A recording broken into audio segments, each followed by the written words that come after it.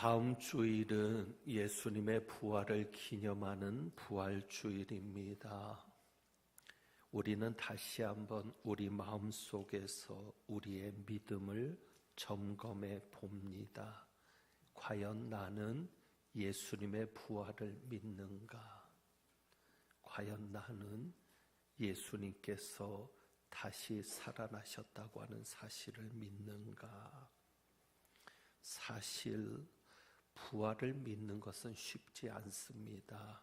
그래서 그런지 부활의 소식을 들었던 제자들도 막상 그 소식을 제대로 믿지 않았고, 예수님을 만났을 때도 온전하게 믿음으로 반응을 보이지 못했습니다. 36절을 한번 볼까요? 36절에 보면 그 전에 35절까지는 엠마오에서 돌아온 두 제자의 이야기입니다. 엠마오 상에서 예수님을 만난 두 제자가 예루살렘으로 돌아와서는 사도들과 함께 있는 이들에게 그들에게 이루어졌던 일들을 얘기합니다. 그런데 36절에 보면 이 말을 할 때에 그렇게 되어 있습니다. 그러니까 두 제자가 예수님을 만난 이야기를 할 때에 예수님이 갑자기 나타나시는 겁니다. 그들은 놀라고 무서워하여 37절에 보면 그 보는 것을 영으로 생각하는지라 그랬습니다. 영으로 생각한다는 얘기는 예수님이 몸이 아닌, 지금 나타난 예수님이 몸이 아닌 우리가 흔히 말하는 유령이라고 생각한 것입니다. 그럴 수밖에 없는 것이 오늘 말씀해 보니까 예수님께서 문을 통해 들어오신 것이 아닙니다. 문을 두드리고 제자들이 문을 열어주어서 들어온 것이 아니라 그냥 갑자기 두 제자가 말을 하는데 갑자기 제자들 가운데 예수님께서 나타나신 겁니다. 그러니 어려울 수밖에는 없을지 모릅니다. 놀라면서 유령이라고 생각했을 수도 있습니다. 그때 예수님은 자신의 손과 발을 보이면서 만지고 보라고 말씀하십니다. 유령은 살과 뼈가 없지만 자신은 있다는 겁니다. 자기는 만져지는 몸이라는 것이고, 음식이 있느냐고 물으실 때 제자들이 내온 구운 생선도 드셨습니다. 음식을 그들 앞에 잡수셨다는 얘기는 자기가 진짜 살아난 예수 그리스도라는 것을 보여주시는 겁니다. 우리는 이렇게 예수님께서 부활하신 것을 믿습니다. 그리고 매 주일마다 신앙 고백을 합니다. 사도신경을 통해서 신앙 고백을 하는데 신앙 고백대로 우리는 믿습니다. 이렇게 고백을 하죠. 본디오 빌라도에게 고난을 받아 십자가에 못 박혀 죽으시고 장사된 지 사흘 만에 죽은 자 가운데서 다시 살아나셨으며, 이것이 우리가 매주일 하나님 앞에 고백하는 신앙 고백입니다. 그러니까 예수님을 믿는 사람들은 누구나 예수님의 부활을 믿습니다. 만약에 예수님의 부활이 안 믿어진다면 그것은 예수님을 온전히 믿는 것이 아닙니다. 그런데 우리가 예수님의 부활은 믿는데 예수님이 왜 부활하셨는지 그 목적은 상실한 것이 아닌가 하는 염려가 있습니다. 예수님이 부활하셨다는 이야기는 믿음의 고백처럼 다 하는데 왜 예수님께서 부활하셨는지 그 목적에 대해서는 분명하게 인식하지 못하고 있는 것이 어느 때는 우리의 현실이 아닌가 하는 안타까움이 있습니다. 예수님이 부활해서 우리에게 이루어진 놀라운 복은 두 가지입니다. 하나는 로마서 4장 24절과 25절에 잘 말씀되고 있는데, 한마디로 하면 예수님께서는 우리를 의롭다 하기 위하여 살아나셨다는 겁니다. 그러니까 예수님이 부활하신 것은 무엇 때문입니까? 우리를 의롭다 하기 위해서 살아나셨습니다. 그리고 많은 구절에서 증언하는 것이 무엇이냐면, 우리는 예수 그리스도가 부활함으로 인해서 예수님과 함께 죽고 우리도 예수님과 함께 다시 살아났기 때문에 이제는 우리는 어떤 사람으로 삽니까? 새 사람으로 사는 겁니다. 그리스도 안에 있으면 새로운 피조물이라는 것처럼 이제 우리는 새 사람으로 살고 새 생명을 얻어 살게 된 겁니다. 이것이 예수님의 부활이 이루어놓은 놀라운 복입니다. 그러니까 우리는 새 사람과 또 새 생명을 가지고 살게 되었는데, 새 생명을 가지고 사는 자가 되었다는 것은 지금까지는 내 영광을 위해 살았지만, 이전까지는 내 영광을 위해 살았지만 이제는 누구의 영광을 위해 사는 자가 되는 것이다? 하나님의 영광을 위해 사는 자가 되는 것이다. 그러니까 새 생명을 가지고 새 사람으로 살아가는 자는 하나님의 영광을 위해 살아가는 자라는 것입니다. 그러니까 이 두 가지가 가장 분명하게 드러나는 부활의 결과입니다. 예수님이 부활하심으로 우리는 의롭다 하심을 얻었으며, 이제 우리는 새 사람으로 새 생명을 가지고 하나님의 영광을 위해 사는 자가 되었습니다. 결국 예수님의 부활은 누구의 부활이 되는 것입니까? 나의 부활이 되는 겁니다. 그런데 우리가 의로워지고 의롭다 하심을 위해서 살아나셨으니까 우리가 의로워지고 새 생명을 얻으려면 반드시 거쳐야 될 과정이 있습니다.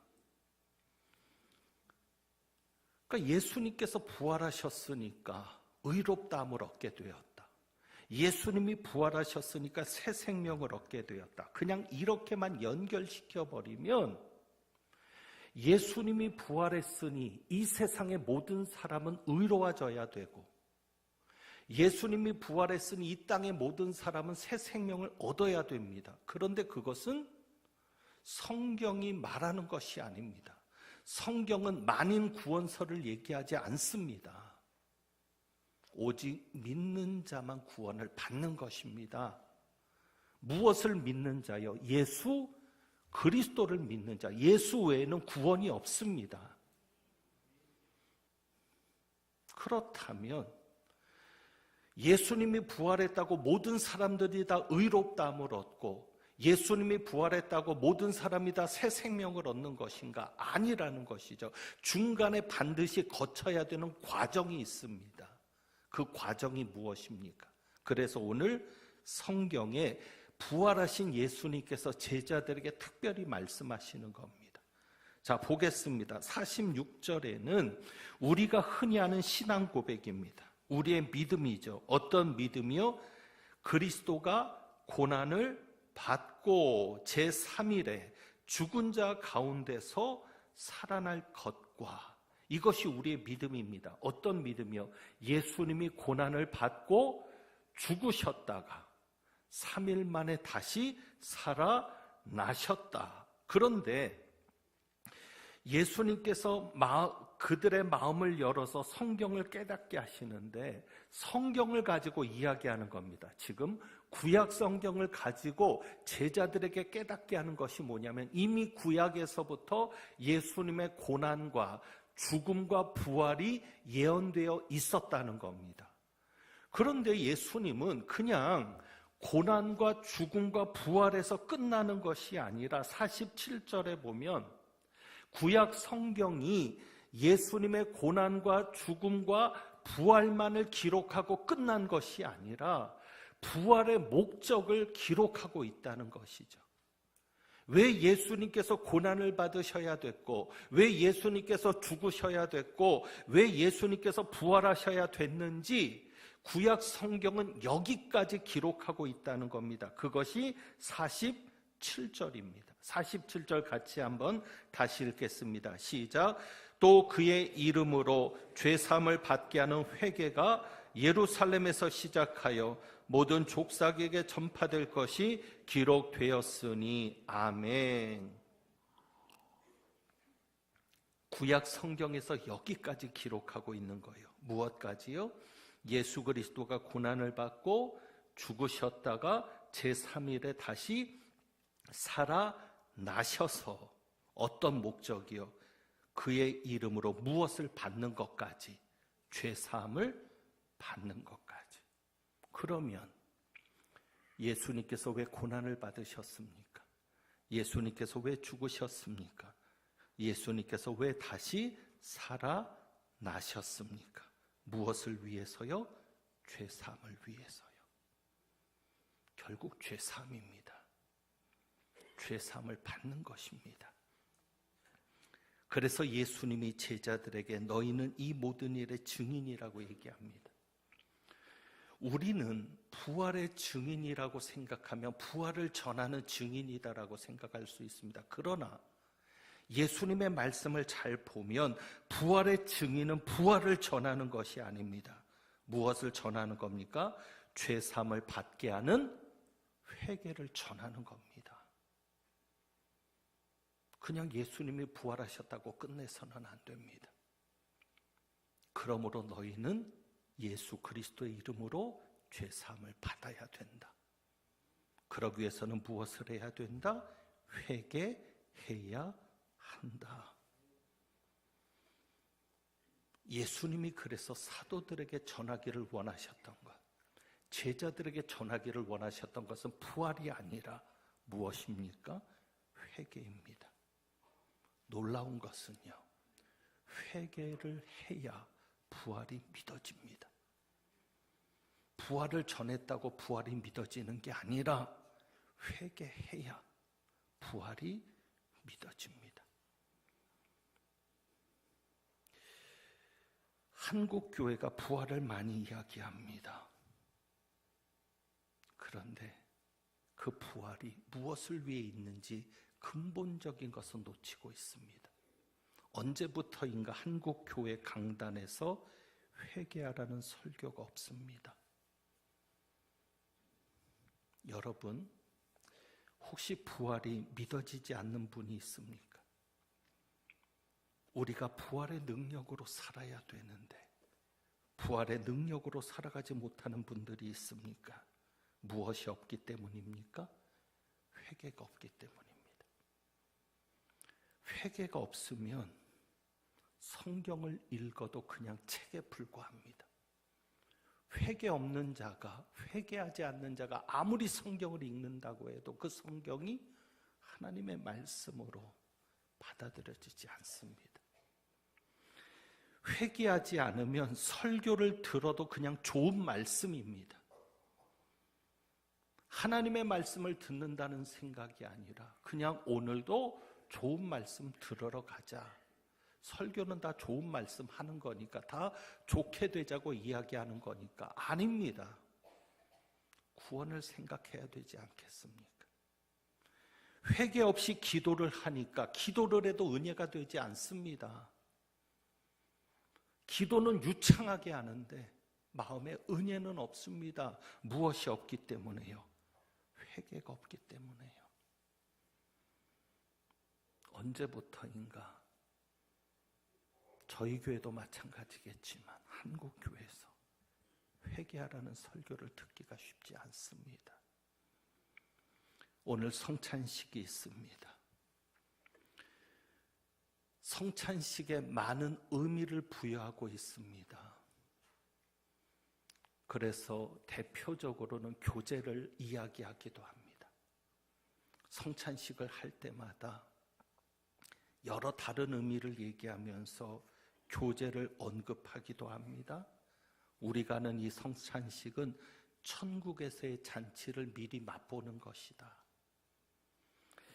그러면은 분위기가 달라집니다. 왜요? 잔치니까 성찬식이 무엇이 돼야 돼요? 기쁨이 돼야 되잖아요. 그런데 저는 제가 광릉내 교회에 와서 사역하면서 한 번도 성찬식의 의미를 넓혀본 적이 없습니다. 저는 오직 하나입니다. 그리스도의 십자가와 부활입니다. 왜요? 예수님께서 이 떡은 내가 너희를 위하여 찢기는 몸이다. 이 잔은 내가 너희를 위하여 흘리는 피다. 그래서 성찬식에 여러 가지 의미를 가지고 하는 것이 아니라 제가 사역을 마치는 날까지 제가 집례하는 성찬에서는 오직 회개와 속죄입니다. 1년에 2번 있는데 이 성찬식 때만이라도 여러분이 회개하는 마음으로 참여하는 겁니다. 주여, 내가 죄인인데 이 죄인을 위해 주님이 이렇게까지 고난받으셨습니다. 십자가 달려 죽으셨고 그 모든 물과 피를 쏟으셨습니다 하는 회개의 마음으로 여러분이 성찬에 참여하셔서 여러분이 적어도 성찬식을 통해서만큼은 적어도 한 번은 내가 죄인인데 하나님께서 예수님을 통하여서 내 모든 죄를 사하셨구나, 죄 사함에 대한 확신이 있기를 원합니다. 적어도 한 번은 그런 확신이 있어야 되지 않겠습니까? 내가 죄인인데 예수님이 내 죄를 용서하셨다는 확신, 그리고 죄인에게 나타난 그 하나님의 사랑, 그 하나님의 사랑을 경험할 수 있기를 원합니다. 그래서 오늘 우리가 말씀을 생각하면서 이 찬양 한번 드려보는